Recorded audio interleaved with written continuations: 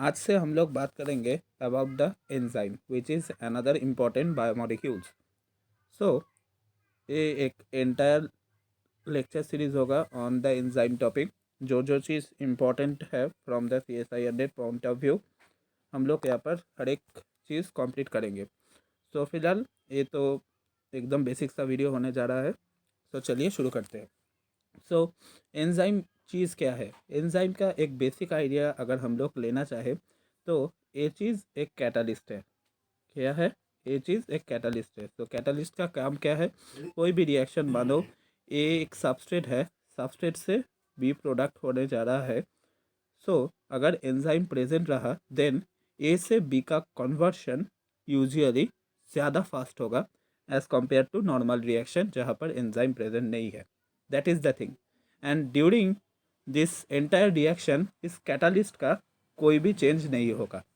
Okay. And इस change के category में कोई भी चीज़ को तुम एज्यूम कर सकते हो। मान लो इस कैटलिस्ट का स्ट्रक्चरल चेंज और any kind of functional change कुछ भी नहीं होगा। ये सिर्फ ए से पी का कन्वर्शन को ज़्यादा तेज करेगा and that is why it is a catalyst, right. So now enzyme का अब बात आता है कि एंजाइम का नेचर क्या है। So enzyme most of the cases are proteinaceous और प्रोटीन इन नेचर। ओके। पर देर आर कुछ एग्जाम्पल्स विच आर एक्सेप्शंस जहाँ पर हम लोग देखते हैं कि आरएनए भी कुछ आरएनए भी एंजाइम की तरह एक्ट करता है एंड वो सब आरएनए को हम लोग बोलते हैं राइबोजाइम। ओके। सो नाउ फिलहाल के लिए एंजाइम हमारे शरीर में जितना सेलुलर रिएक्शन और मेटाबॉलिक रिएक्शन होता है हर कुछ को मेडिएट करता है। ओके। इसका मतलब ये नहीं कि if that particular enzyme is absent then that particular cellular reaction or process will not occur. Okay. पर इसका मतलब ये है कि अगर एंजाइम पर्टिकुलर रिएक्शन के लिए ना हो, फॉर एग्जांपल मान लो एक एंजाइम है जो ए से बी का कन्वर्शन को फैसिलिटेट कर रहा है, देन अगर ये पर्टिकुलर एंजाइम ना हो तो एक से बी का कन्वर्शन मच स्लोली होगा। Okay. As compare to when enzyme is present. So that is the thing of enzyme. Okay. जिसका मेन काम है कोई भी रिएक्शन को फास्ट करना। मैं यहाँ पर सिर्फ बोले जा रहा हूँ कोई भी रिएक्शन को फास्ट करना, पर कुछ कैटलिस्ट ऐसे भी होते हैं जिसका काम होता है रिएक्शन को स्लो करना। ओके। मतलब ये रिएक्शन रेट के साथ छेड़छाड़ करता है। That is the idea. Okay. इसका मतलब ये भी नहीं है कि ये रिएक्शन रेट जिस इक्विलिब्रियम पे चल रहा है उस इक्विलिब्रियम के साथ छेड़खानी करेगा, ये भी नहीं। इसका मतलब ये है कि वो उस पर्टिकुलर इक्विलिब्रियम को अचीव होने के लिए दैट पर्टिकुलर सिस्टम, मतलब ए से बी जो रिएक्शन चल रहा है, ये रिएक्शन को इक्विलिब्रियम अचीव करने के लिए जो रेट में इसको चलना होगा उससे ज़्यादा रेट में ये इस रिएक्शन को चलाता है। Okay. That is the main motto of enzyme और any kind of catalyst. Okay. And ये चीज़ करता है by lowering a type of energy called activation energy. ये एक्टिवेशन एनर्जी क्या चीज़ है हम लोग आने वाले वीडियो में देखेंगे। फिलहाल के लिए ये जान लो कि it lowers the activation energy and that's how it increases the reaction rate. Okay. Now now और एक बात याद रखना पड़ेगा हम लोगों को कि जब भी एंजाइम के बारे में बात होगा एक चीज़ के बाद हमेशा आएगा। क्या? वो है सबस्ट्रेट। ये सबस्ट्रेट क्या चीज़ है? ये सबस्ट्रेट वो चीज़ है जिसके साथ एंजाइम बाइंड करके प्रोडक्ट का फॉर्मेशन करता है। ओके। मतलब हमने जो आर्बिटरी रिएक्शन पकड़ा था ए से बी, यहाँ पर ए है हमारा सबस्ट्रेट। ओके। ए उस पर्टिकुलर एंजाइम के साथ अटैच होके एक एंजाइम सबस्ट्रेट कॉम्प्लेक्स फॉर्म करेगा जिससे अल्टीमेटली प्रोडक्ट तैयार होगा एंड एंजाइम इंटैक्ट कंडीशन पे निकल आएगा। That is the idea. Okay. So अब बात आता है कि एंजाइम क्या कोई भी सबस्ट्रेट के साथ रिएक्ट कर सकता है? मतलब मान लो एक एंजाइम ग्लाइकोलाइसिस में हेल्प कर रहा है कुछ एक पर्टिकुलर रिएक्शन को, एंड एक एंजाइम और सेम एंजाइम कुछ और रिएक्शन में भी हेल्प कर रहा है जो कुछ और मेटाबॉलिक पाथवे का हो, एंड वो सेम एंजाइम कुछ और मेटाबॉलिज्म के में भी हेल्प कर रहा है। क्या ये चीज़ पॉसिबल है, या एंजाइम हाईली स्पेसिफिक है? मतलब one enzyme is destined for only one reaction. क्या चीज़ करेक्ट है? सो इस चीज़ का आंसर देने के लिए एक ही चीज़ बोला जाएगा कि ये पूरा का पूरा जो चीज़ है, ये ये चीज़ वैरी करता है। वैरी करने का मतलब कुछ कुछ एंजाइम ऐसा होता है जो एक पर्टिकुलर सबस्ट्रेट के लिए ही काम करता है। कुछ कुछ एंजाइम ऐसा होता है जो एक पर्टिकुलर सबस्ट्रेट में अगर एक पर्टिकुलर ग्रुप मौजूद हो, देन उस ग्रुप के रिस्पेक्ट में ही काम करता है। मान लो एक सबस्ट्रेट है जिसके साथ OH जुड़ा हुआ है, फॉर एग्जांपल बी, और एक सबस्ट्रेट है जो कम्प्लीटली डिफरेंट सबस्ट्रेट है एज कम्पेयर टू ए, उसके साथ भी OH जुड़ा हुआ है, देन ए एंजाइम ए के साथ भी काम करेगा, बी के साथ भी काम करेगा। ऐसे भी तरीके के एंजाइम देखा जाते हैं। कुछ कुछ एंजाइम है जो एक पर्टिकुलर मॉलिक्यूल का एक पर्टिकुलर ऑप्टिकल आइसोमर के ऊपर ही काम करता है स्पेसिफिकली। मान लो कोई कोई एंजाइम ऐसा होगा कि डी ग्लूकोज के साथ ही काम करेगा पर एल ग्लूकोज के साथ नहीं। That is the idea. Okay, मतलब enzymes are specific, obviously no doubt about this, but the degree of specificity differs about enzyme to enzyme. Although यहाँ पर मैंने एक जनरल भाषा में लिखा है कि enzymes are highly specific, they are specialized protein and have a high degree of specificity for their substrate. पर मेन चीज़ ये है कि depending upon their specificity enzyme can also be classified into various types. Okay, इसके बारे में भी video आएगा। And enzymes are generally protein in nature, पर कुछ small group of catalytic RNA भी रहता है जो प्रोटीन तो नहीं है पर एंजाइम की तरह काम कर सकता है। Okay, so that is the idea. तो ये था एंजाइम का कुछ जनरल प्रॉपर्टीज़।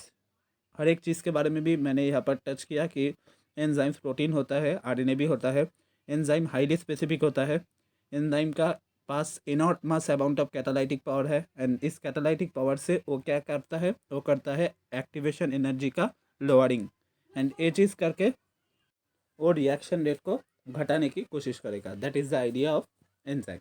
ओके, एंड उसके बाद लास्ट में मैंने ये भी बात की कि उसका मेन गोल इक्विलिब्रियम को चेंज करना नहीं है, उसका मेन गोल है चेंज करना the rate at which equilibrium is achieve. Okay, now अगर एंजाइम का एक मोटा मोटा क्लासिफिकेशन किया जाए तो एंजाइम को पहली बात दो कैटेगरी में हम लोग डिवाइड कर सकते हैं। एक होगा प्रोटीन टाइप एंजाइम और एक होगा आरएनए, जिसको हम राइबोजाइम बोलेंगे। ओके, नाउ इस प्रोटीन टाइप को हम लोग दो तरह के कैटेगरी में डिवाइड कर सकते हैं। One is simple enzyme, another one is conjugated enzyme. So simple enzyme consist entirely of amino acids, and इसके लिए इसका नाम सिंपल एंजाइम है क्योंकि इसके साथ कुछ और extra non proteinaceous compound add नहीं है। सो एंजाइम का जो प्रोटीन वाला कैटेगरी है उसमें दो part, simple enzyme, conjugated enzyme. इसमें सिंपल एंजाइम वो लोग हैं जो फुल्ली अमाइनो एसिड से मेड है। ओके, ना कॉन्जुगेटेड एंजाइम किसको बोलेंगे? जिसके पास प्रोटीन पार्ट भी होगा, उसके साथ होगा नॉन प्रोटीन पार्ट। ओके, जब एक protein part and non protein part एक साथ मिलकर एंजाइम तैयार करेगा उसको हम बोलेंगे कॉन्जुगेटेड, उसको हम बोलेंगे कॉन्जुगेटेड एंजाइम। नाउ इस नॉन प्रोटीन पार्ट को हम बोलेंगे कोफैक्टर। नाउ ये जो कोफैक्टर है, ये कोफैक्टर एक ऑर्गेनिक मॉलिक्यूल भी हो सकता है और एक मेटल भी हो सकता है। ओके, सो कॉन्जुगेटेड एंजाइम को हम फर्दर डिवाइड कर सकते हैं depending upon the presence of the type of non protein compound. Okay, उसके पहले कॉन्जुगेटेड एंजाइम ने मैंने आपको ये बोला कि इसका एक प्रोटीन पार्ट होता है एंड इसका एक नॉन प्रोटीन पार्ट होता है। एक चीज़ कि साइंटिस्ट लोगों ने देखा कि कोएंजाइम सॉरी कॉन्जुगेटेड एंजाइम का जो प्रोटीन पार्ट है उसको अगर वो लोग अलग करें, देन उसका अगर एक्टिविटी देखना चाहे तो उन लोगों ने देखा कि ये प्रोटीन पार्ट जो है वो अकेला कोई भी काम नहीं कर सकता है, एंड दिस प्रोटीन पार्ट को हम इंडिविजुअली बोलते हैं apoenzyme. Okay, and now this apoenzyme when joined with this non protein part it becomes active and this active part is known as holoenzyme. Okay, और एक बार कि कॉन्जुगेटेड एंजाइम में दो part है हमने देखा, एक प्रोटीन पार्ट, एक नॉन प्रोटीन पार्ट। साइंटिस्ट लोगों ने देखा कि अगर वो लोग प्रोटीन को आइसोलेट करके और प्यूरिफाई करके उस प्रोटीन पार्ट को ही सिर्फ एज ए एंजाइम यूज़ करे, तो उन लोगों ने देखा कि वो पर्टिकुलर एंजाइम काम नहीं कर रहा है। ओके, एंड उन्होंने उस पर्टिकुलर पार्ट को नाम दिया एपो एंजाइम। एंड जब उस एपो एंजाइम के साथ नॉन प्रोटीन जो हमारा कोफैक्टर है वो ऐड हुआ, तब तैयार हुआ हॉलो एंजाइम। ओके, एंड ये हॉलो एंजाइम एक एक्टिव एंजाइम है, ओके, जो अपना काम कर सकता है बखूबी। एंड इस प्रोटीन एंड नॉन प्रोटीन के बीच में जो इंटरेक्शन होता है उसको हम कोवैलेंट और नॉन कोवैलेंट दोनों तरह के इंटरेक्शन देखा जाता है। Okay, now non protein part को हम लोग दो कैटेगरी में डिवाइड कर सकते हैं। एक है कोएंजाइम पार्ट जो fully made up of organic compound, and another one is metal ion. Okay, so non protein part को हम लोग दो तरीके से डिवाइड कर सकते हैं, एक है coenzyme, another one is metal ion.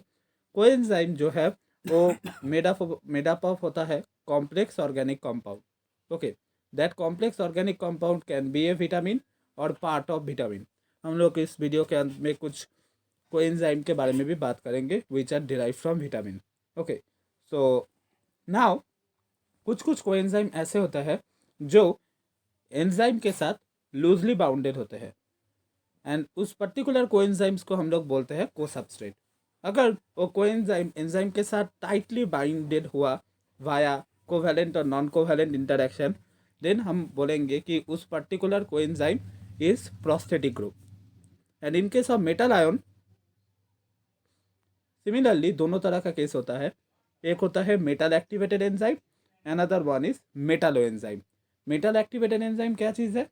Metal activated enzyme होता है कि एंजाइम के साथ अगर जो मेटल पार्ट है वो लूजली बाउंडेड हो, एंड ए पार्ट ओनली उस टाइम में बाइंडेड हो जब it is showing its catalysis, then we will call it metal activated enzyme.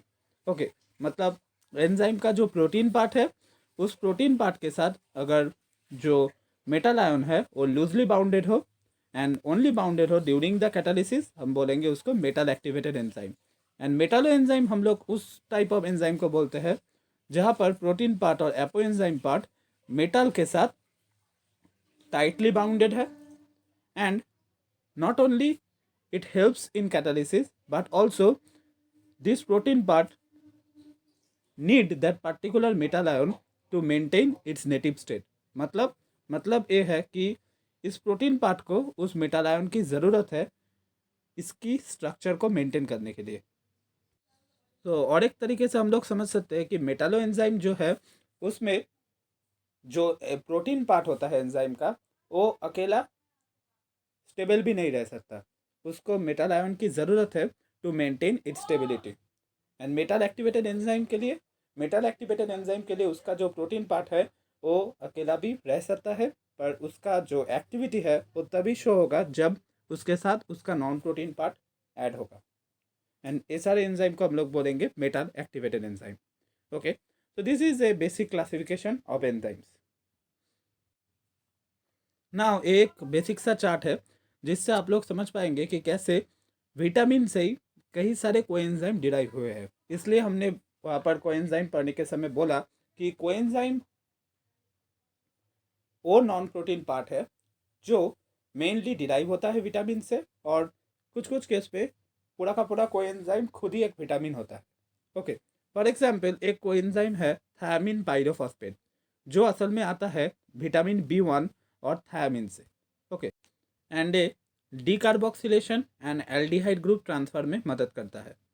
And कुछ और तरह का एंजाइम होता है जिसको हम बोलते हैं राइबोफ्लेविन और विटामिन B2। ओके, ये यहाँ पर जो कोएंजाइम है वो है FAD-FMN, एंड ये मेनली डिराइव होता है फ्रॉम द विटामिन राइबोफ्लेविन और vitamin B2, and A mainly redox reaction type reaction को कॉज करता है। एक चीज़ यहाँ पर देख लेना कि राइबोफ्लेविन से जो कोएंजाइम आ रहे हैं FAD-FMN, एंड निकोटिनिक एसिड और नियासिन से जो कोएंजाइम आ रहा है, for example NAD+, NADP+, both are responsible for redox reaction. Okay, now और एक विटामिन को देखो, पाइरिडॉक्सिन, जो विटामिन B6 है, उससे हमें मिलता है पाइरिडॉक्सल फॉस्फेट, एंड इसका मेन काम है amino group transfer. Okay, amino acid metabolism में तुमने विटामिन के से डिराइव हुआ कोएंजाइम को तुमने देखा होगा, पाइरिडॉक्सल फॉस्फेट को। ओके, नाउ और एक टाइप का विटामिन है पैंथोथेनिक एसिड, जो विटामिन B5 है, उससे आता है कोएंजाइम में, एंड इसका काम क्या है, acyl group transfer. Biotin, biotin से किस तरह का कोएंजाइम मिलता है, बायोसाइटिन, एंड इसका काम क्या है, इसका काम है कार्बोक्सिलेशन। ओके, और एडिशन ऑफ CO2। ओके, और एक तरह का कोएंजाइम है जिसको हम बोलते हैं टेट्राहाइड्रोफोलिक एसिड, जो मेनली आता है फ्रॉम फोलिक एसिड विटामिन। इसका काम है एक कार्बन ग्रुप को ट्रांसफ़र करना। ऐसे करके कई सारे कोएंजाइम हैं जो आता है बहुत सारे विटामिन से। ओके, सो यहाँ पर ही ये जो बेसिक वाला वीडियो है उसको हम रख रहे हैं। उम्मीद करता हूँ तुमको आज का लेक्चर समझ में आया होगा, and thank you for listening to this class.